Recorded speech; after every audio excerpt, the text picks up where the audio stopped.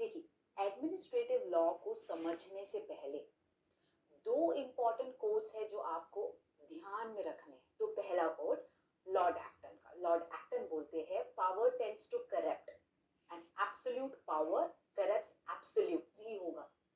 आप समझे, ये कोड को आप ध्यान में रखिए। और एक और जेम्स मैडिसन कहते हैं, वो कहते हैं concentration of power is tyranny. वो कह and whether hereditary, self appointed और elective may justly be pronounced the very definition of tyranny। तो इसका मतलब ये हुआ, अगर हम सेम हैंड्स में सारे पावर्स दे दें, लेजिस्लेटिव भी, एग्जीक्यूटिव भी, जुडिशियल पावर्स भी अगर दे दें, तो क्या होगा, यहाँ पे एब्सोल्यूट पावर दे दी जाएगी। वहां पर क्या हो सकता है, वहां पर उस पावर का मिसयूज हो सकता है। वो तो एब्सोल्यूट, अगर हम इस 3 क्वेश्चन को सॉल्व कर ले तो हमें ये सब्जेक्ट काफी हद तक समझ आ जाएगा। तो चलिए 3 क्वेश्चंस है। तो पहला, हाउ इट केम, मतलब एडमिनिस्ट्रेटिव लॉ का एवोल्यूशन, कैसे वो आया, कैसे वो एक पर्टिकुलर ब्रांच ऑफ लॉ बना, ये क्वेश्चन। सेकंड है किसके लिए है ये लॉ, एंड थर्ड है क्यों है ये लॉ। तो ये 3 क्वेश्चंस को अगर हम सॉल्व करें तो काफी चीजें हमारे लिए आसान हो जाएगी। तो चलते हैं फर्स्ट क्वेश्चन को सॉल्व करने के लिए। देखो, एडमिनिस्ट्रेटिव लॉ कैसे इवॉल्व हुआ, राइट? इसको कैसे आंसर करें। जो स्टेट है ना, उसकी अपनी एक पॉलिसी होती है, वो अपना एक पॉलिसी फॉलो करता है या उसका एक अपना कैरेक्टर होता है, राइट? तो उस कैरेक्टर में जो चेंज आया, वहां पे इवॉल्व हो रहा है एडमिनिस्ट्रेटिव लॉ। मतलब स्टेट पहले पोली स्टेट माना जाता था, ठीक है, वहां से इवॉल्व होके, वहां से एक ट्रांजिशन आके वो बन गया सोशल वेलफेयर स्टेट। जब वो बना सोशल वेलफेयर स्टेट, वहां पर हुआ इवॉल्व एडमिनिस्ट्रेटिव लॉ, ठीक है। तो इसको किस तरीके से समझे, देखिए, पुलिस स्टेट जो है बेसिकली उसके बहुत कम फंक्शंस है, जैसे administration of justice, maintenance of law and order, collection of tax या मेंटेनेंस ऑफ पीस, ऐसे बहुत लिमिटेड टाइप ऑफ फंक्शन है। उसके साथ साथ एक और पॉलिसी थी जो एग्जिस्ट करती थी, वो है पॉलिसी ऑफ लेज़ी फेयर। अब इस पॉलिसी में क्या हुआ करता था कि गवर्नमेंट को बोली गई थी कि गवर्नमेंट किसी भी तरीके से बिजनेस, मार्केट, किसी भी तरीके का कॉन्ट्रैक्ट, फाइनेंस, इस सब में गवर्नमेंट इंटरफेयर नहीं करेगा। मतलब यहाँ पर कंप्लीट कॉन्ट्रैक्चुअल फ्रीडम जो है इंडिविजुअल्स को दी जाएगी, वो अपने हिसाब से डिसाइड करेंगे मैटर्स को। तो ये एक जो पॉलिसी फॉलो कर रहे थे, इसके अंदर इसकी कॉन्सिक्वेंसेस भी थे, बैड कॉन्सिक्वेंसेस। किस तरीके से, जैसे कि एक्सप्लॉइटेशन ज्यादा होने लगा, रिच और पुअर के बीच में जो डिफरेंस था वो काफी ज्यादा वाइडन हो गया, और साथ ही साथ अनएम्प्लॉयमेंट होने लगा। तो ये भी पॉलिसी इतनी अच्छी नहीं थी। तो स्टेट ने सोचा चलो हम अपनी फिलॉसफी या तो अपना कैरेक्टर थोड़ा सा चेंज कर लेते हैं। तो पोलिस स्टेट और लेज़ी फेयर कॉन्सेप्ट से उन्होंने जंप लगाया और बन गए सोशल वेलफेयर स्टेट। जब वो बने सोशल वेलफेयर स्टेट, यहाँ पर स्टेट के जो फंक्शन है वो बहुत ज्यादा बढ़ गए, क्योंकि वो इंडिविजुअल के हर एक एस्पेक्ट में इन्वॉल्व हो गए। मतलब बर्थ से लेके डेथ तक इस पूरी जर्नी में स्टेट इन्वॉल्व है। स्टेट जो है प्रोटेक्ट कर रही है। तो स्टेट का जो फंक्शन था, administration of justice, law and order का मेंटेनेंस, इन सबको हटते हुए स्टेट बन गया protector, protector of our rights, provider of our rights. Business के अंदर इन्वॉल्व होने लगा, अपनी एंटरप्राइज चलाने लगा, इकोनॉमिक मैटर्स में इंटरफेयर होने लगा। तो ऐसे सारी चीजें स्टेट करने लगा। साथ ही साथ promotion of our social economic wellbeing देखने लगा और इक्वल डिस्ट्रीब्यूशन ऑफ वेल्थ के बारे में सोचने लगा। तो इन सारी चीजें जो है ये बेसिकली स्टेट के ऊपर आ गई। तो स्टेट जो है सोशल वेलफेयर स्टेट बना, साथ में इतने सारे फंक्शंस भी करने लगा। तो इस पर्टिकुलर मोमेंट में शुरू हुआ एडमिनिस्ट्रेटिव लॉ का जन्म होना, ठीक है। तो हम इसको थोड़ा और अच्छे से समझे, कैसे समझेंगे, देखिए। तो अब ना इसको हम इंडियन पर्सपेक्टिव में अप्लाई करके देखते हैं और थोड़ा समझने की कोशिश करते हैं कि कैसे वो इवॉल्व हो रहा है।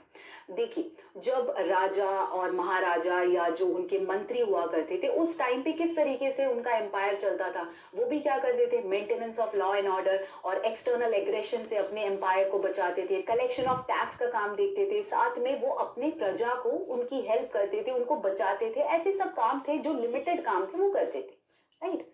वहां से उठकर हमारे कंट्री में ब्रिटिशर्स आए। अब ब्रिटिशर्स जब आए थे तो उनका मोटो क्या था, उनका मोटो था ट्रेड करना और प्रॉफिट कमाना।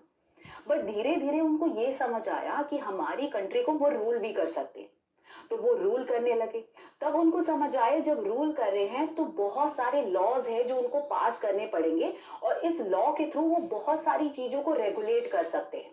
तो इसीलिए उन लोगों ने बहुत सारे laws relating to public safety, health, morality, transport, इन सभी के लिए स्टैट्यूट्स बनाना शुरू कर दिया।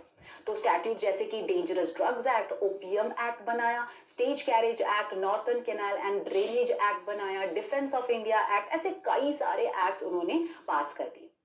जब इन्होंने कई सारे एक्ट्स पास करे तो यहाँ पर एडमिनिस्ट्रेशन जो सिस्टम है ना वो भी बढ़ गया। तो इसके साथ साथ 1860 के टाइम पे वो क्या करते थे, पावर्स जो है दूसरे अथॉरिटीज को देने लगे ताकि वो चीजों को रेगुलेट करे।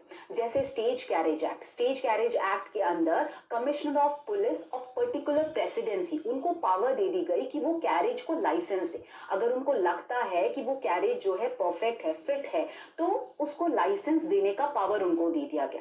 साथ ही साथ उनको ये पावर भी दी गई कि अगर उनको लगता है कि वो फिट नहीं है तो वो लाइसेंस जो है कैंसिल या तो उसका रिक्वेस्ट जो है रिजेक्ट भी कर सकते हैं।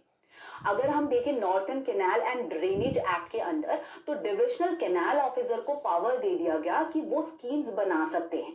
किसकी schemes? For the alteration, construction, reconstruction of any water course, इन सब के लिए वो स्कीम बना सकते हैं। साथ ही साथ उनको एक और पावर दिया गया कि अगर कोई भी इंडिविजुअल वाटर को फाउल करता है या गंदा करता है तो उनके पास ये पावर है कि वो सप्लाई ऑफ वाटर को रोक दे। तो आप समझ रहे इतने सारे उन्होंने लॉज पास करे, साथ साथ उन्होंने जो है पावर्स दूसरे अथॉरिटी या दूसरे इंडिविजुअल्स को दिए, ऑफिसर्स को दिए, ताकि वो जो है अपना काम संभाले और साथ में ये जो लॉ में लिखा है ना उसको इम्प्लीमेंट करते जाए, उनको जो है प्रैक्टिकल वे में लेके आए। अगर हम देखें डिफेंस ऑफ इंडिया एक्ट के अंदर तो उसके अंदर वाइसरॉय को पावर दे दी गई थी कि वो किसी भी इंडिविजुअल को डिटेन कर सकते हैं। तो यहाँ पर तो उनको अल्टीमेट पावर दे दी थी ताकि वो किसी के भी लाइफ में, किसी के भी लिबर्टी में इंटरफियर कर सके। तो लॉस तो बनाए, साथ में उन्होंने जो है पावर्स भी अथॉरिटी या ऑफिसर्स को देना शुरू करा कि ताकि वो अपना काम करते जाए और अफेयर्स को मैनेज करे, पब्लिक अफेयर्स को मैनेज करे। आप समझ रहे हैं? देखिए, तो जब ब्रिटिशर्स थे, हमें पता है कि इवन तो उन्होंने बहुत सारे लॉज तो पास करे, राइट, बट फिर भी वहां पे कुछ ऐसा वेलफेयर नहीं हो रहा था हमारे इंडियंस के लिए, राइट, कुछ ऐसा वेलफेयर जो हम देख सकते कि हाँ it is good for us. Britishers ने लॉज भी पास करे और पावर्स भी उन्होंने दिए डिफरेंट अथॉरिटीज को, डिफरेंट ऑफिशियल्स को कि वो अपने फंक्शंस को कैरी आउट कर पूरे जो पब्लिक अफेयर है ना उसको मैनेज करे, राइट, रन करे। तो अब ना यहाँ पर हमारे स्टेट की फिलॉसफी में एक चेंज आया। कब आया? जब हमें इंडिपेंडेंस मिला। तो जब हमें इंडिपेंडेंस मिला तब हमने सोचा कि हमें किस तरीके की कंट्री चाहिए। हमने ये सोचा कि हमें एक सोशल वेलफेयर कंट्री चाहिए, राइट। तो हमने अपने प्रियम्बल में किस तरीके से लिखा है, हमने कहा है हमारी कंट्री कैसी होनी चाहिए, sovereign, socialist, secular, democratic, republic. Justice किस किस तरह की देंगे, social, economic, political, liberty of thought, expression, belief, faith and worship, then equality of status and opportunity, fraternity की बात करी है, यूनिटी की बात करी है। ये तो सही, उसके साथ साथ हमारे कॉन्स्टिट्यूशन के डिफरेंट प्रोविजंस में भी हमें ये दिखाई देता है। जैसे हम directive principles of state policy में देखें, एक एग्जाम्पल दूं तो जैसे कि आर्टिकल 39 में किस तरीके से बोलता है, वो बोलता है इकोनॉमिक सिस्टम का जो ऑपरेशन है इस तरीके का होना चाहिए कि there should not be any concentration of wealth in few hands, या तो जो मटेरियल गुड्स ऑफ कम्युनिटी है उसका डिस्ट्रीब्यूशन इस तरीके से होना चाहिए कि सबके लिए एक कॉमन गुड हो, राइट। तो ऐसे पॉलिसी, ऐसा फिलॉसफी हमारा कंट्री जो है फॉलो करने लगा। तो हमारा कंट्री पुलिस स्टेट से, जहां पे बहुत ही लिमिटेड फंक्शंस हुआ करते थे, वहां से उठकर सोशल वेलफेयर स्टेट बन गया। तो जब सोशल वेलफेयर स्टेट बना तो यहाँ पर स्टेट के फंक्शंस बहुत ज्यादा बढ़ गए, राइट, क्योंकि स्टेट जो है सोशल वेलफेयर स्टेट बना और स्टेट इंडिविजुअल के हर एक एस्पेक्ट में इन्वॉल्व हो गया, from birth till death, right. तो देखिए अब स्टेट ने क्या करा, काफी ज्यादा तरीके के लॉज बना दिए, जैसे industrial development and regulation act, payment of bonus act, equal remuneration act, maternity benefit act. तो ऐसे कई सारे लॉज स्टेट ने बनाना शुरू कर दिया। लॉज तो बनाए, राइट, अब बारी किसकी आती है, इसको इम्प्लीमेंट करना है, राइट, इसको इम्प्लीमेंट करना है। तो हमने क्या किया, हमने डिफरेंट तरीके के डिपार्टमेंट्स बना दिए। जैसे मिनिस्ट्रीज बना दी, ministry of corporate affairs, ministry of agriculture, ministry of women, ऐसे बहुत सारे तरीके के मिनिस्ट्रीज, डिपार्टमेंट्स बना दी। और उस डिपार्टमेंट्स के अंदर हमने बहुत ज्यादा अथॉरिटीज खड़ी कर दी या तो अथॉरिटीज को एस्टैब्लिश करा जो इन लॉज को इम्प्लीमेंट करे या इन लॉज को बेसिकली इन लॉ का इम्प्लीमेंटेशन एग्जीक्यूशन देखेगा। तो यहां पर लॉज बनाए, मिनिस्ट्रीज डिपार्टमेंट्स बनाए, साथ में अथॉरिटीज बनाई। तो यहां पर क्या इंक्रीज हो रहा है? एडमिनिस्ट्रेशन प्रोसेस इंक्रीज हो रहा है। एडमिनिस्ट्रेटिव प्रोसेस है जो इंक्रीज होता चला जा रहा है, right? Management of the affairs, management of public affair और to serve the public, execution of law, ये सारी बातें इंक्रीज हो रही थी, राइट? तो देखिए जब ये सारी चीजें इंक्रीज हुई, ये एडमिनिस्ट्रेशन, एडमिनिस्ट्रेटिव प्रोसेस, इसको कंट्रोल करने के लिए इवॉल्व हुआ एडमिनिस्ट्रेटिव लॉ। तो सिंपल है ना बात, मतलब पुलिस स्टेट से social welfare state, social welfare state में काफी सारे फंक्शंस, उसमें स्टेट ने बनाए काफी सारे लॉज, उसको इंप्लीमेंट करने के लिए अथॉरिटीज आई, बहुत सारे ऑफिसर्स आए जो कि इसको इंप्लीमेंट करते चले जाएंगे या एग्जीक्यूशन का काम देखेंगे, मैनेजिंग द पब्लिक अफेयर्स देखेंगे, और इससे इवॉल्व हुआ एडमिनिस्ट्रेटिव लॉ, क्योंकि वो लॉ जो है एडमिनिस्ट्रेशन के साथ डील करता है, राइट? आप समझ रहे हैं? तो एवोल्यूशन आपको समझ आए, पुलिस स्टेट से सोशल वेलफेयर स्टेट, राइट? तो हमारा फर्स्ट क्वेश्चन सॉल्व हुआ। अभी बात खत्म नहीं हुई, अभी हमें ये देखना है कि एडमिनिस्ट्रेशन के लिए तो आ गया एडमिनिस्ट्रेटिव लॉ, बट किसके ऊपर वो अप्लाई होता है, फॉर होम, किसके लिए है ये लॉ, वो हमें देखना है। अब उसको समझते हैं। देखिए स्टेट जो है किस तरीके से काम करता है, उसके 3 ऑर्गन्स है, right? Legislature, executive, judiciary. Legislature क्या करता है? वो लॉ बनाता है।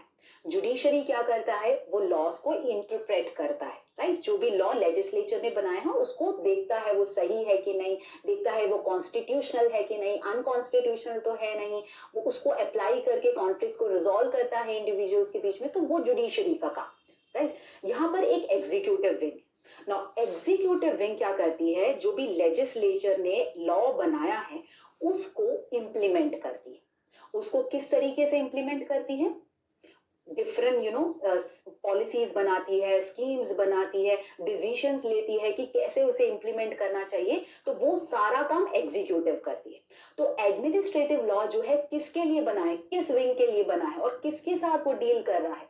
वो डील कर रहा है एडमिनिस्ट्रेटिव अथॉरिटीज के साथ, राइट? तो किसके साथ डील कर रहा है? एग्जीक्यूटिव विंग के। एडमिनिस्ट्रेटिव विंग, उसके सबसे हेड में president of India, then it is vice president, उसके बाद मिनिस्टर्स एंड उनके departments, different ministries, right? Examples देखिए कौन कौन है एडमिनिस्ट्रेटिव अथॉरिटीज। चलिए तो पहला एग्जाम्पल मैंने लिया है ministry of environment, forest and climate change. अब इस मिनिस्ट्री के अंदर देखते हैं कि कितने सारे एडमिनिस्ट्रेटिव अथॉरिटीज हम फाइंड आउट कर सकते हैं। देखिए सबसे पहले ministry of environment, forest and climate change के अंदर कैबिनेट मिनिस्टर है जो कि हेड है, राइट? उनके अंडर आते हैं मिनिस्टर ऑफ स्टेट जो कि उनको असिस्ट करते हैं। अब इस मिनिस्ट्री के अंदर बहुत सारे डिपार्टमेंट्स, बहुत सारे ऑफिसर्स हैं, जैसे रीजनल ऑफिस हो गया, सबऑर्डिनेट ऑफिसर्स हो गया, ऑटोनोमस ऑर्गेनाइजेशंस हो गई, अथॉरिटीज हो गए, ट्रिब्यूनल्स हो गए, बोर्ड हो गए, इंस्टीट्यूशंस हो गए। इन सभी के अंदर जो है एडमिनिस्ट्रेटिव अथॉरिटीज है। सबसे पहले अगर हम रीजनल ऑफिस की बात करें तो देखिए रीजनल ऑफिस जो है ईस्टर्न जोन में है, सेंट्रल जोन में है, नॉर्थर्न जोन में है, वेस्टर्न जोन में है। तो इनके जो भी हेड्स है ना वो सारे एडमिनिस्ट्रेटिव ऑफिसर्स है, आईएएस ऑफिसर्स है, आईएएस या तो आईएफएस ऑफिसर्स, ऐसे ऑफिसर्स है जो कि बैठते हैं बिल्कुल हेड में, जिनको हम कहते हैं ना ब्यूरोक्रेट्स। तो वो हमारे एडमिनिस्ट्रेटिव लॉ के पर्सपेक्टिव में आते हैं।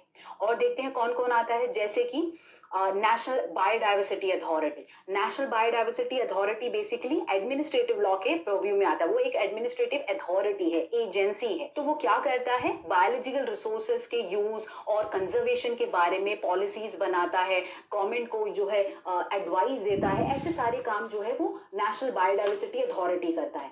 और साथ ही साथ वो इंप्लीमेंट करता है किस स्टैट्यूट को? बायोलॉजिकल डाइवर्सिटी एक्ट 2002 को। तो लेजिस्लेचर ने लॉ बनाया, बायो में आते हैं। तो थोड़े और एग्जांपल्स देखते हैं, जैसे कि लेजिस्लेचर ने लॉ बनाया commission for protection of child rights act 2005। उसको इंप्लीमेंट करने के लिए बैठा है national commission for protection of child right. अब उसकी मिनिस्ट्री कौन सी है? Ministry of women and child development, right? तो लेजिस्लेचर ने लॉ बनाया, एक एक डिपार्टमेंट है जो उसके साथ डील करती है, उसके अंदर एक अथॉरिटी बैठी है जो इस लेजिस्लेचर के लॉ को इंप्लीमेंट करेगी। तो ये अथॉरिटी हुई एडमिनिस्ट्रेटिव अथॉरिटी या एजेंसी। अब नेक्स्ट देखते हैं, जैसे है central board of revenue act 1963। ये एक स्टैट्यूट है बेसिकली जो रेवेन्यू मैटर्स के साथ डील करता है, राइट। अब इसका एक डिपार्टमेंट है, वो है मिनिस्ट्री ऑफ फाइनेंस, ठीक है। इसके अंदर एक डिपार्टमेंट आता है डिपार्टमेंट ऑफ रेवेन्यू। तो मिनिस्ट्री ऑफ फाइनेंस के डिपार्टमेंट ऑफ रेवेन्यू के अंडर है central board of direct taxes. Now central board of direct taxes जो है वो एडमिनिस्ट्रेटिव लॉ के पर्व्यू में आता है। साथ ही साथ यूनिवर्सिटी ग्रांट्स कमीशन। अब यूनिवर्सिटी ग्रांट्स कमीशन बेसिकली बनाया गया था लेजिस्लेचर ने जब यूनिवर्सिटी ग्रांट्स कमीशन एक्ट बनाया था। अब वो आता है department of ministry of education के अंडर। तो ये जो पर्टिकुलर कमीशन है वो क्या देखता है,